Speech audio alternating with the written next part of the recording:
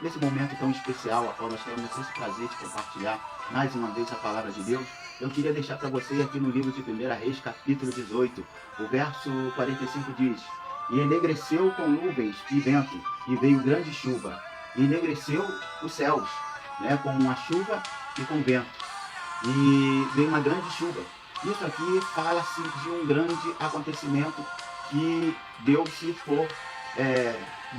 na terra de Israel. Quando nós começamos a ler o contexto desse verso, quando nós começamos a ver o capítulo 18, nós vamos ver que o povo de Israel se encontrava em tamanha aflição. Por mais ou menos 3 anos e meio não se havia mais chuva na terra de Israel. Uma vez que o povo de Israel agora estava na idolatria, uma vez agora que o povo de Israel tinha se dispersado do Senhor, tinha virado as costas para o Senhor e estava se prostrando diante de Baal, houve um aviso da parte de Deus que não haveria mais chuva por um determinado tempo na terra de Israel. E nós bem sabemos, meu amado, quando não há chuva, quando não há as bênçãos de Deus, a provisão de Deus sobre uma terra, nós vemos claramente que há uma escassez, que há sofrimento, que há pranto, que há dor, né? Quando as mãos de Deus, quando a chuva não aparece, o agricultor não tem o que comer, não tem como plantar, não tem como se alimentar, o pobre fica mais pobre, o rico fica menos rico, e nós vamos ver que o povo de Israel estava vivenciando um momento deplorável. Tudo isso por causa da desobediência. Tudo isso porque resolveu trocar o Deus de Israel pelo Deus chamado Baal. E Deus chama Elias e fala: Elias, agora eu vou fazer algo diferente, agora eu vou ter mais uma vez, eu vou demonstrar mais uma vez a minha misericórdia para o povo de Israel. E a Bíblia diz que Deus manda que Elias leve todo o povo para o monte, e junto com o povo leve também os profetas de Baal, e ali foi feito um grande desafio. Elias propôs, a mando de Deus, que ali fosse feito altares, e o Deus que viesse a corresponder com fogo, esse seria o Deus de Israel. E a Bíblia diz que o povo de Israel foi para o Monte Carmelo. A Bíblia diz que os 450 profetas de Baal também foram para lá, também com os 40 de costa e ídolo, e foram todos lá tentar invocar ou invocar ao Deus deles.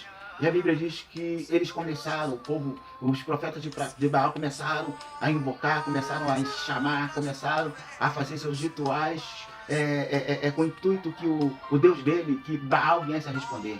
E eles se cortavam, eles se açoitavam, o tempo passava e nada do Deus dele, ou seja, de Baal, corresponder às suas expectativas. E todo o povo ali vendo aquele acontecimento, todo o povo vendo, querendo entender o que aconteceria ali, quem seria realmente o Deus de Israel. Até que chegou a vez de Elias. A Bíblia diz que Elias pegou as 12 pedras, que aponta para as 12 tribos de Israel. A Bíblia diz que Elias foi lá e pegou a lenha, colocou sobre as pedras. A Bíblia diz que Elias pegou o novilho, cortou o novilho e colocou sobre o altar. A Bíblia diz que Elias pegou o cântaro e por 4 vezes encharcou o cântaro com aquela água e ainda fez um rego ao redor de todo o altar para que o fogo viesse, o fogo da parte de Deus viesse e consumisse todo o holocausto. E a Bíblia diz que Elias não fez outra coisa a não ser fazer uma oração. Ele fez uma oração e pediu para que Deus viesse a mostrar quem realmente era Deus em Israel. Meu amado, no começo dessa fala eu falei sobre a chuva, sobre a bênção de Deus, sobre a manifestação de Deus, sobre a glória de Deus que agora estava se revelando para o povo de Israel, e o povo de Israel agora iria viver um outro momento, não um momento de seca, não um momento de escassez, mas um momento de provisão da parte do Senhor. E muitas das vezes nós precisamos viver um novo tempo na nossa vida. E muitas das vezes nós precisamos viver um tempo de provisão da parte de Deus para as nossas vidas. Nós sabemos que o nosso país está em crise, nós sabemos que há desemprego, praticamente 14 mil pessoas estão, 14 milhões de pessoas estão desempregadas, e existe muita fome, muita miséria, porque o povo tem desistido, o povo não tem atentado, o povo não tem olhado, o povo não tem se edificado na palavra de Deus. Mas eu e você conhecemos o Deus de Israel, o Deus de Abraão, o Deus de Jacó e o Deus de Isaac. Nós conhecemos o Deus do Novo e do Velho Testamento. Nós conhecemos o Deus da igreja primitiva, o Deus dos apóstolos, o Deus que faz milagres. A Bíblia diz que ele é imutável, nele não existe variação e mudança. Ele é o mesmo de ontem, ele é o mesmo de hoje e ele é o mesmo de amanhã. Ele não muda, é o Deus que faz milagres na nossa vida. Mas para que esse milagre venha acontecer na nossa vida, nós temos que fazer como Elias fez. A Bíblia diz que ele reparou o altar. O altar somos nós. Nós somos o centro de adoração. Nós temos que ter a adoração do Senhor em nossas vidas. Nós temos que ser testemunha do Senhor, nós temos que glorificar, independente da época, independente da situação, nós temos que glorificar. A Bíblia diz que eles pegou 12 pedras apontando para as 12 tribos de Israel, apesar que as 12 tribos de Israel já estavam divididas, mas se necessário ou seja, isso nos ensina que necessário termos união. União um para com o outro, união para com aqueles que estão próximos a nós. É por isso que a igreja depende do outro, um precisa do outro. Não existe um ministério mais importante, não existe um ministério menos importante, não existe uma pessoa mais importante, não existe uma pessoa menos importante. Nós somos a igreja do Senhor, nós temos que ser unidade, nós temos que ser um corpo, nós temos que glorificar ao Senhor Jesus Cristo.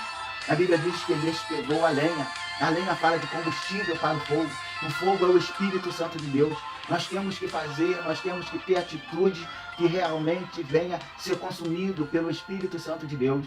O Espírito Santo de Deus, a chama do Espírito Santo de Deus, em muitas das vidas estão se esvaindo, muitas pessoas estão apagadas espiritualmente.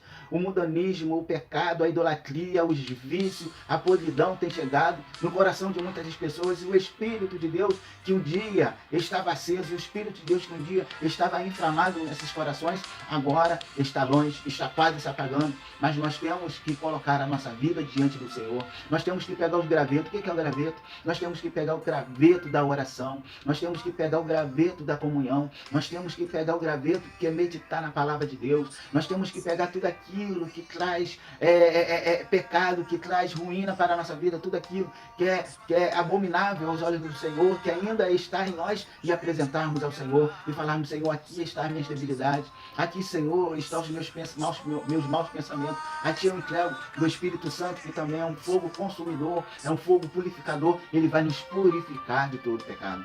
É por isso que nós entendemos que o sangue do Senhor, ele tem poder eclipse. O sangue do Senhor nos perdoa do passado, o sangue do Senhor nos perdoa do pecado presente, e o sangue do Senhor nos perdoa do pecado futuro, porque o nosso coração, ele se converteu, o nosso coração, ele aceitou que nossa origem, a nossa essência é uma essência pecadora, mas quando nós nos arrependemos, o Senhor está pronto para nos perdoar. Então nós temos que colocar esses gravetos para que seja combustível e o fogo do Espírito Santo possa inflamar sobre as nossas vidas.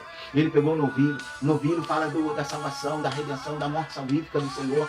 A Bíblia diz lá no livro de Isaías que o mal que estava em nós passou sobre ele, o castigo que nos traz a paz estava sobre ele, e por causa dos nossos pecados, por causa daquilo que nós cometemos, que o Senhor foi morto na cruz. Ou seja, por causa dos nossos desejos carnais, nós temos que colocar diante do Senhor tudo aquilo que impossibilita de nós termos uma comunhão com o Senhor, nós temos que colocar.